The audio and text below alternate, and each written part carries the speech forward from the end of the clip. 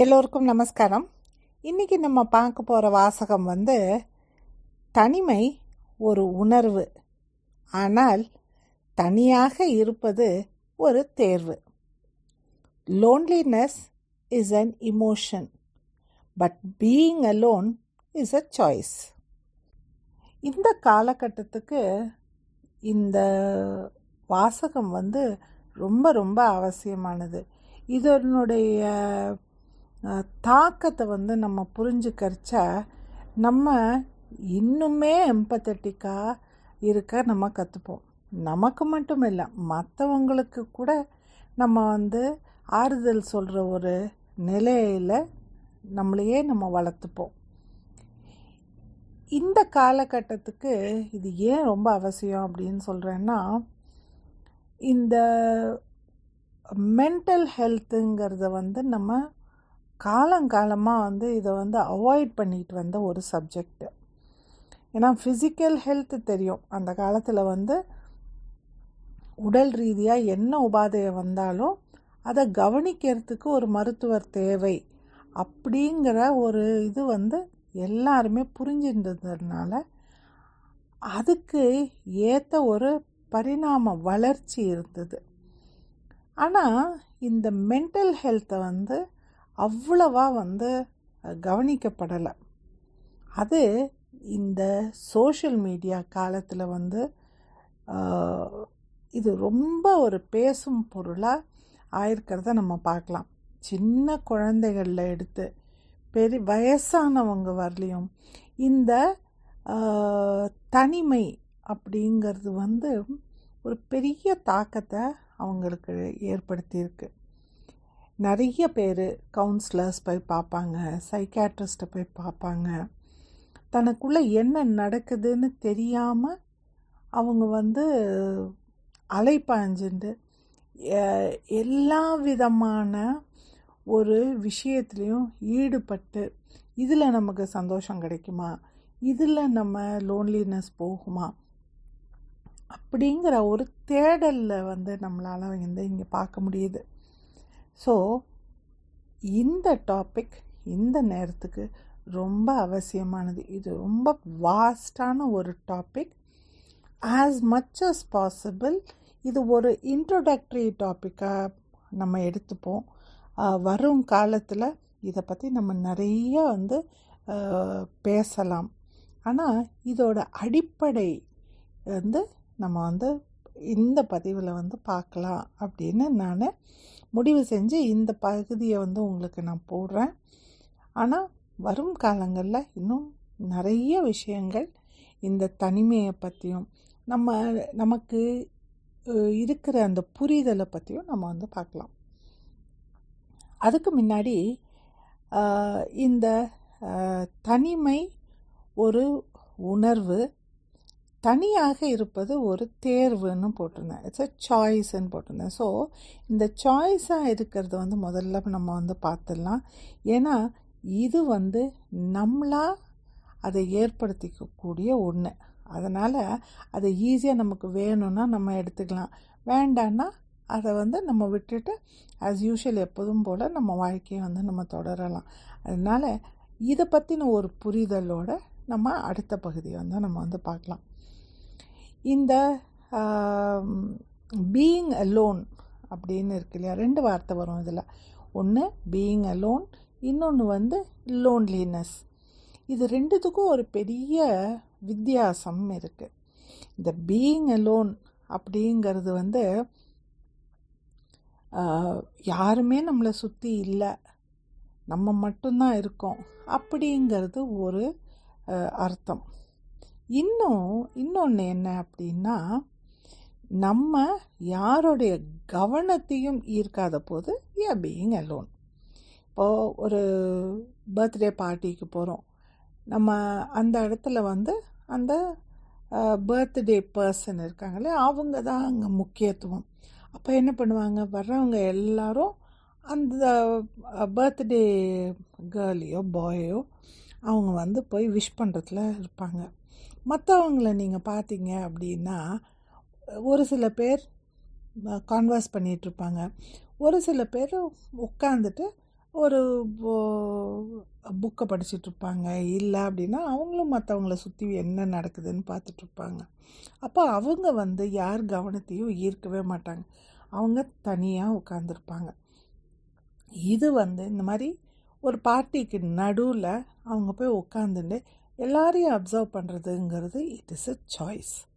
அது வந்து லோன்லினஸ் இல்லை. அடுத்த ஒரு எக்ஸாம்பிள் வந்து சொல்லணுன்னா, இப்போ நம்ம ஒரு ஒரு கிளாஸில் இருக்கோம், ஒரு லெக்சரை வந்து நம்ம வந்து கேட்டுட்ருக்கோன்னு வச்சுக்கோங்களேன். அப்போது அந்த interaction is between the listener and the lecturer.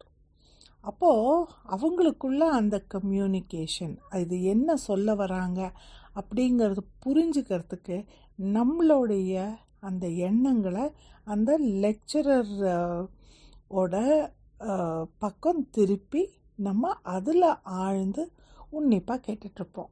அப்போது நம்மளை சுற்றி நடக்கிறது எதுவுமே நமக்கு தெரியாது. அதுவும் இட் இஸ் அ சாய்ஸ்.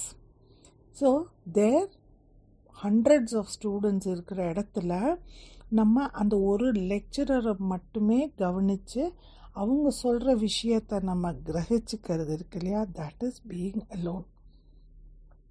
இதுவும் ஒரு சாய்ஸ். இன்னொரு எக்ஸாம்பிள் கொடுக்கணுன்னா, இப்போ நம்ம வந்து இந்த மியூசிக் கான்சர்ட்டுக்கெல்லாம் போகிறோம், கச்சேரிகளுக்கெல்லாம் போகிறோம், உபன்யாசத்துக்கெல்லாம் போகிறோம். அப்போ நீங்கள் பார்த்தீங்கன்னா எல்லாரும் கவனமும் அந்த ஸ்டேஜை நோக்கியே இருக்கும். அவங்களோட ரிலேஷன்ஷிப்பை அந்த ஸ்டேஜில் இருக்கிறவங்களோட செட் பண்ணிவிட்டு அவங்கள சுற்றி இருக்கிறத அவங்க மறந்துடுவாங்க. ஏன்னா அந்த ரசனைங்கிறது இட் இஸ் எ சாய்ஸ். நிறைய பேர் நம்மளை சுற்றி இருக்கலாம், but we are still alone. மனிதர்கள் அப்படின்னு நம்ம எடுத்துக்கிட்டாவே அவங்க வந்து எப்போவும் தனி தான், ஒரு தனிமையில் தான் அவங்க வந்து இருப்பாங்க. ஆனால் அவங்க வந்து மற்றவங்களோட கன்வர்ஸ் பண்ணுறச்ச அந்த சவுண்டு, அந்த மிமிக்ரி, அந்த கம்யூனிகேஷன், அவங்க மற்றவங்கள புரிஞ்சுக்கணுன்னு நினைக்கிறது, இது எல்லாமே நீங்கள் பார்த்தீங்கன்னா இட் இஸ் அன் இல்யூஷன். நம்ம வந்து ஒருத்தர்கிட்ட பேசிட்டோன்னா நமக்கு தனிமை கிடையாது, நம்ம ஒருத்தரோட கூட இருந்தோன்னா நம்ம வந்து தனியாக இல்லை அப்படின்னு நம்ம நினச்சிக்கிறோம். அது ஒரு மாயை, அது ஒரு இல்யூஷன். எல்லாரும் தனியாக தான் இருக்கோம், எல்லாரும் தனிமையை தான் எக்ஸ்பீரியன்ஸ் பண்ணுறோம், தனித்தனியாக தான் நம்மளுடைய எக்ஸ்பீரியன்ஸும் அமைஞ்சிருக்கும். 2 பிரதர்ஸ் இருக்காங்க, ஒரே வீட்டில் இருக்காங்க, ஒரே மாதிரி வாழறாங்க, ஒரே மாதிரி வளர்கிறாங்க, ஒரே ஸ்கூலுக்கு போகிறாங்க. ஆனால் அவங்களுடைய அனுபவம்ங்கிறது தனியாக தான் இருக்கும். அதை நம்ம நிறைய நேரத்தில் நம்ம மறந்துடுறோம். நம்ம எல்லாத்தையும் ஒரே ஒரு குரூப்பாக, ஒரு சொசைட்டியாக வந்து நம்ம வந்து பார்க்குறோம். But people can react in different ways because their experiences are different and they have made a choice. இந்த தனிமை இருக்கு இல்லையா, நம்மளே தனிமைப்படுத்திக்கிறோம் இல்லையா, that's being alone. அது வந்து it is just a numerical and a physical term. அதை தாண்டி அதில் எதுவுமே இல்லை. நம்மளை சுற்றி மனிதர்கள் இருந்தாங்கன்னா நம்ம வந்து we are in a crowd, வேறு யாருமே இல்லை அப்படின்னா அது வந்து நம்ம தனியாக இருக்கோம் அப்படின்னு நம்ம சொல்கிறோம். அதை தாண்டி இந்த பீயிங் அலோனுக்கு வேறு விஷயமே கிடையாது. அடுத்தது பீயிங் அலோன் அப்படின்னு நம்ம சொல்லணும்னா, சில சமயம் ஒரு விரக்தியில் சப்போஸிங் வீட்டில் யாருமே இல்லை, திடீர்னு நமக்கு ஒரு ஃபோன் கால் வருதுன்னு வச்சுக்கோங்க. நம்ம ஒரு ஃப்ரெண்டோ ஒரு ரிலேட்டிவோ ஒரு யாரோ ஒருத்தர் வந்து நம்மக்கிட்ட கூப்பிட்டு பேசுகிறாங்க.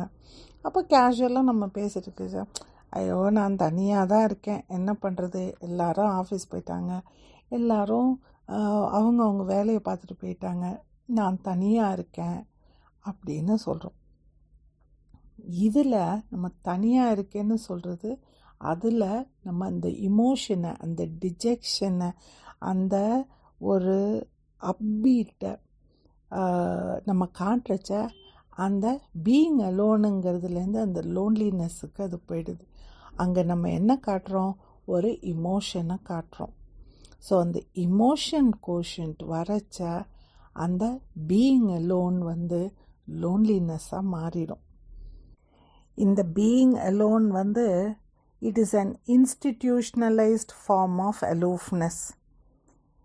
ஏன் அப்படி சொல்கிறேன்னா, இந்த தனியாக இருக்க விரும்புகிறது அப்படிங்கிறது it becomes a person's right. இல்லைன்னா இதை வந்து நம்ம ப்ரிவசி அப்படிம்போம். அப்படின்னா அது ஒருத்தரோட ரைட், ஒருத்தரோட ப்ரைவேட் லைஃபுக்குள்ளே இன்டர்ஃபியர் பண்ணுறதுக்கு யாருக்கும் அதிகாரம் இல்லை.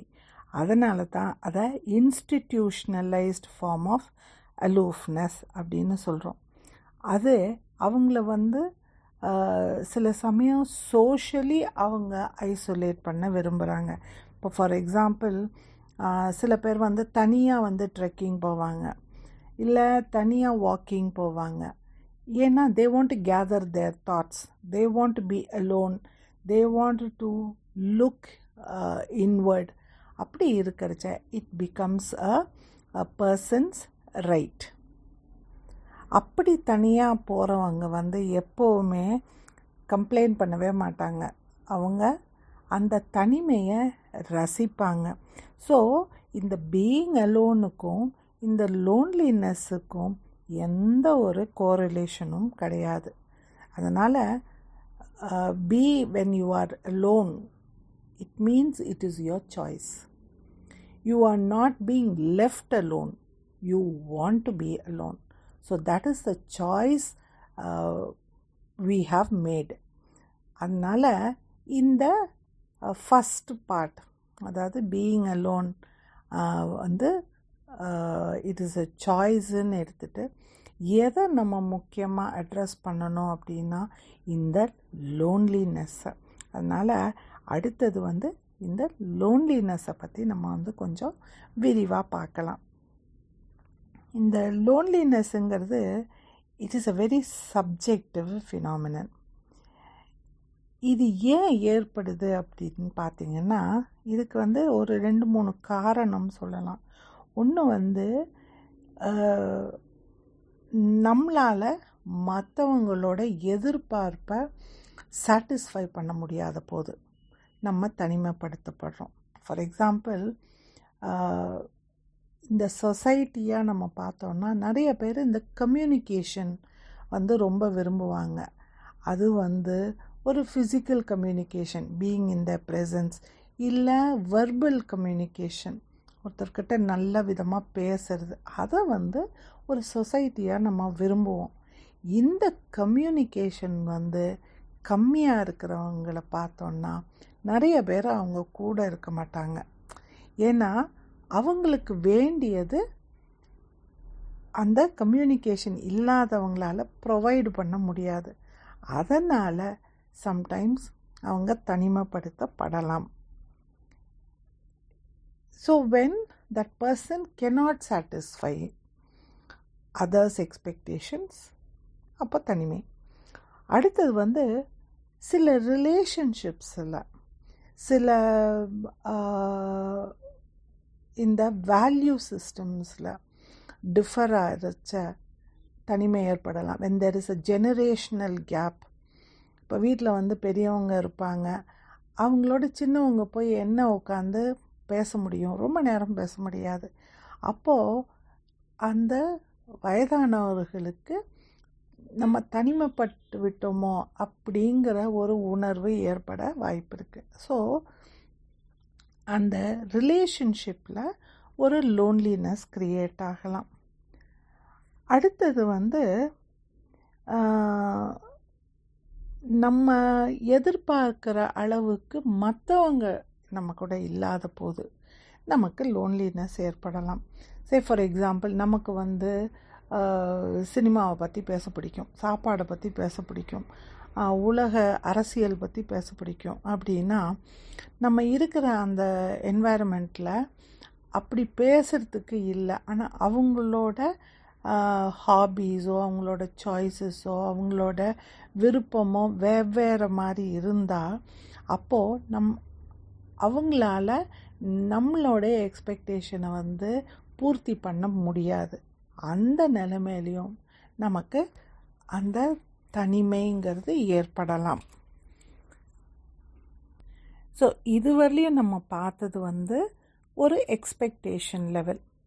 அடுத்தது பார்த்திங்கன்னா, சில சமயம் வந்து நம்ம நினச்சிப்போம் நமக்கு நிறைய ஃப்ரெண்ட்ஸ் இருந்தால் அந்த இடத்துல லோன்லினஸ் இருக்காது அப்படின்னு. இப்போது சோஷியல் மீடியாலலாம் நம்ம பார்ப்போம், மில்லியன்ஸ் ஆஃப் ஃபாலோவர்ஸ் இருப்பாங்க சில பேருக்கு. அந்த மில்லியன்ஸ் ஆஃப் ஃபாலோவர்ஸும் அவங்களோட க்ளோஸான்னு கேட்டால் கிடையவே கிடையாது. ஃபேஸ்புக்கில் ஃப்ரெண்ட்ஸு, ஃபேமிலின்னு எல்லோரும் இருப்பாங்க. இருந்தாலும் sometimes you feel very very down. அத்தனை பேரும் இருந்தும் நமக்கு லோன்லினஸ் வந்து வருது. So the quality is more important than the quantity. நமக்கு 1000 ஃப்ரெண்ட்ஸ் இருக்கலாம், ஆனால் அதில் நம்மளோட கஷ்டத்தையோ நஷ்டத்தையோ நம்மளுடைய உணர்வுகளையோ சொல்லணும் அப்படின்னு பார்த்தா கையை விட்டு எண்ணிடலாம், அவ்வளோ பேர் தான் நமக்கு இருப்பாங்க. So the quality is needed then the quantity. அடுத்தது வந்து இந்த ரிலேஷன்ஷிப்பில் வந்து லேயர்ஸாக நம்ம அமைச்சிடுவோம். நம்ம எல்லாரோடையும் நல்ல விதமாக பேசுவோம், ஆனால் அந்த கோர் அப்படிங்கிறத நம்ம எப்போவுமே ரொம்ப ரொம்ப க்ளோஸாக வச்சுப்போம். ஸோ இந்த core maybe it could be family members are it could be friends, இல்லை ஒரு கான்ஃபிடென்ட். நம்ம வந்து ஒரு சில பேரை தான் நம்ம வச்சுருப்போம். அந்த ஒரு சில பேர் இருக்கிறச்ச we don't feel lonely, whereas அவங்க இல்லாமல் நம்ம இருந்தோம் அப்படின்னா we feel very lonely. இப்படி லேயர்ஸ் நம்ம போடுறதுனால நமக்கு அந்த லோன்லினஸ் இருக்கலாம். இன்னொரு ரீசன் வந்து இந்த சில பேருக்கு வந்து தே ஃபியர் கனெக்ஷன்ஸ். மற்றவங்களோட பேசுகிறதுக்கோ they treat them like a threat. நம்மளை பற்றி அவங்களுக்கு தெரிஞ்சிருச்சுன்னா அதுக்கப்புறம் நம்மளுடைய அந்த நெகட்டிவ் ஆஸ்பெக்ட்ஸ் அவங்க யூஸ் பண்ணிக்க ஆரம்பிச்சிட்டாங்கன்னா அப்போ நம்மளை வந்து அது பாதிக்கும் அப்படிங்கிற ஒரு த்ரெட், ஒரு ஃபியர், இது இருக்கிறச்ச அந்த லோன்லினஸ் ஆட்டோமேட்டிக்காக வந்துடும். ஸோ நம்ம யாரோடையும் கான்வர்ஸ் பண்ணவே மாட்டோம், நம்மளோட மனசில் இருக்கிறத சொல்ல மாட்டோம். அப்போ என்ன ஆகும், நம்ம ஒரு ஃபேக் ப்ரொஃபைல் ஒன்று க்ரியேட் பண்ணியிருப்போம். அந்த fake profile sometimes people see through it, and when they see through it they start moving away. அதனால் வர லோன்லினஸ். அடுத்தது வந்து இந்த சோஷியல் ரிஜெக்ஷன். இதை பற்றி இன்னும் கொஞ்சம் அப்புறமா நம்ம வந்து விரிவாக பார்க்கலாம். இது வந்து ஒரு சொசைட்டியாக ஒருத்தரை ரிஜெக்ட் பண்ணுறச்ச. அடுத்தது வந்து ஒரு லேக் ஆஃப் இம்பார்ட்டன்ஸ். இப்போ நீங்கள் பார்த்தீங்கன்னா ஒரு குடும்பத்தில் வந்து அப்பா, அம்மா, குழந்தை. இந்த அப்பா வந்து வேலைக்கு போகிறவராக இருப்பார், சம்பாதிக்கிறவராக இருப்பார். ஸோ ஒரு காலகட்டம் வரையும் அந்த அப்பாவுக்கு வந்து அவ்வளோ ஒரு இம்பார்ட்டன்ஸ் இருக்கும். இந்த குழந்தைங்க வளர வளர வளர என்ன ஆகும், இந்த இம்பார்ட்டன்ஸ் ஜாஸ்தி ஆகிட்டே வரும்.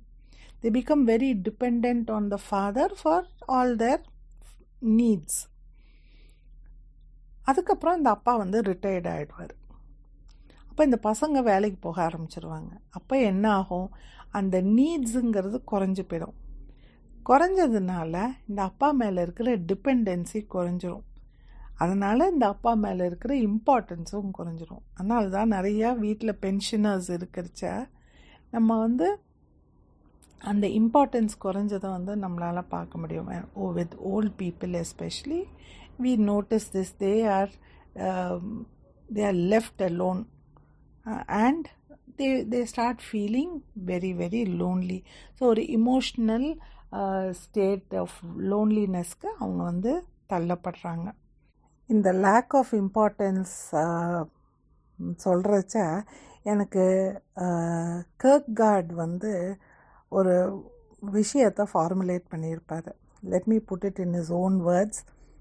த self is a relation that relates to itself, but it also relates to other selves that relate to their own self in return.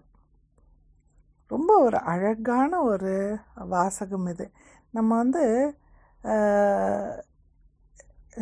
ஒரு ரிலேஷன்ஷிப்புன்னு இருக்கிறச்ச நமக்கு நாமே ஒரு ரிலேஷன்ஷிப்பை டெவலப் பண்ணிக்கிறோம். இந்த உடம்பு என்னுடையது, இந்த ஆத்மா என்னுடையது, இதுக்குள்ளே இருக்கிற எல்லா விஷயமும் என்னோடதுன்னு we develop a relationship. அதே மாதிரி we tend to have a relationship with others. அவங்களும் அவங்களோட உடம்பு, அவங்களோட மனசு, அவங்களோடதுன்னு they have a relationship. இந்த ரெண்டு செல்ஃபுக்கும் இருக்கிற ஒரு ரிலேஷன்ஷிப், இதை தான் நம்ம வந்து எக்ஸ்பெக்ட் பண்ணிகிட்ருக்கோம். So we are a social animal அப்படின்னு சொல்லுவோம். So we like to live in a society. We like to communicate with one self to another self. இந்த சோஷியல் ஐசோலேஷன்னு கொஞ்சம் நேரத்துக்கு முன்னாடி நான் சொன்னேன் இல்லையா, சோஷியல் ரிஜெக்ஷன். இந்த சோஷியல் ரிஜெக்ஷன் இல்லை சோஷியல் ஐசோலேஷன்னு பார்த்திங்கன்னா it has a profound effect, ஒரு psychic and somatic health effect வந்து யூ கேன் சி. அதனால தான் எந்த காலத்துலேயுமே இந்த சொசைட்டியை விட்டு ஊரை விட்டு விலக்கி வைக்கிறேன், இல்லை இந்த நாட்டை விட்டு நான் நாடு கடத்துகிறேன் அப்படின்னு நம்ம ஏன்ஷியன்ட் டைம்ஸில் படிச்சிருப்போம். இப்போ வந்து என்ன பண்ணுவோம், இந்த ஐசோலேஷன் செல்லுன்னு சொல்லிட்டு ஒரு பெரிய க்ரைம் பண்ணியிருந்தாங்கன்னா அவங்கள நம்ம ஐசோலேட் பண்ணுறோம். So which means they are being isolated from the society. That is the harshest punishment a person can suffer. In the horror of solitude தான் forces us to seek out for other people. நம்ம மற்றவங்களோட பேசணும் பழகணும்னு நினைக்கிறது, இந்த தனிமையோட தாக்கம் வந்து அவ்வளவு உச்சத்தில் இருக்குங்கிறதுனால தான் நம்ம we sought out for other people. இன்னொன்று வந்து நீங்கள் பார்த்தீங்கன்னா people who have grown in this solitude, யாருமே இல்லாமல் தனிமையில் வளர்ந்தவங்களை நீங்கள் பார்த்தீங்கன்னா அவங்களுக்கு அவங்கள பற்றின புரிதல் வந்து ஜாஸ்தி இருக்காது. நம்மளை பற்றி நம்மளே அறிஞ்சிக்கணும் புரிஞ்சுக்கணும் அப்படின்னா அது வந்து எப்போ நம்ம மற்றவங்களோட இன்ட்ராக்ட் பண்ணுறோமோ அப்போ தான் நமக்கு புரியும். இல்லைன்னா we will be thinking very high about ourselves. Only when we are put into that circumstances we will know who we are. அதே மாதிரி we will misjudge others. சில பேர் வந்து இந்த சிங்கிள் சைல்டாக வளர்ந்துருக்கவங்கள பார்த்திங்கன்னா நிறைய இந்த மிஸ்ஜட்ஜ்மெண்ட்டை வந்து நம்மளால் பார்க்க முடியும். they cannot easily judge people, whereas children or people who have grown up with siblings, avangaloda reaction to situations will be different and the way they judge people will also be very different. In the single child irukravangala neenga pathina they overvalue both the good deeds they have done and the damage they have suffered, whereas those who are with siblings, they don't pay much attention to it. They don't overthink what they have done or what damages have been done to them. அதனால தான் நம்ம வந்து எப்போவுமே எல்லாரோட கவனத்தையும் ஈர்க்கிற மாதிரி ஒரு காரியத்தை ஆஸ் எ ஹியூமன் பீயிங்காக நம்ம வந்து பண்ணுவோம். Because we need the eyes of others on us. Ashley Cooper writes, humans are more incapable than any other creature tolerating loneliness. இந்த லோன்லினஸை அனுபவித்த எட்மண்ட் பர்க் சொல்கிறாரு, total solitude is the greatest imaginable pain because an entire life is spent in such state conflicts with our life's very purpose. நம்மளுடைய இந்த life பர்பஸே நீங்கள் பார்த்தீங்கன்னா, or one of the purpose அப்படின்னு பார்த்தீங்கன்னா, is to beat this loneliness, to be amongst people, to understand people, to interact with people. இதை ரொம்ப அழகாக ஒரு போயமோட நான் முடிக்கிறேன். It's written by David Hume. He says, let all the powers and elements of nature conspire to serve and obey one man. Let the sun rise and set at his command. Let the sea roll as he pleases, and the earth furnish spontaneously whatever may be useful or agreeable to him. He will still be miserable. Till you give him some one person at least with whom he may share his happiness and whose esteem and friendship he may enjoy. அதனால் இந்த உலகத்தில் நமக்கு ஒரு ஃப்ரெண்டோ இல்லை ஒரு கான்ஃபிடென்ட்டோ இல்லை ஒரு சோல்மேட்டோ கண்டிப்பாக ஒரு ஹியூமன் பீயிங்காக நமக்கு தேவை. அந்த தேவை நமக்கு பூர்த்தியாரச்ச இந்த நாள் மட்டும் இல்லை, எல்லா நாளும் திருநாளே. நன்றி, வணக்கம்.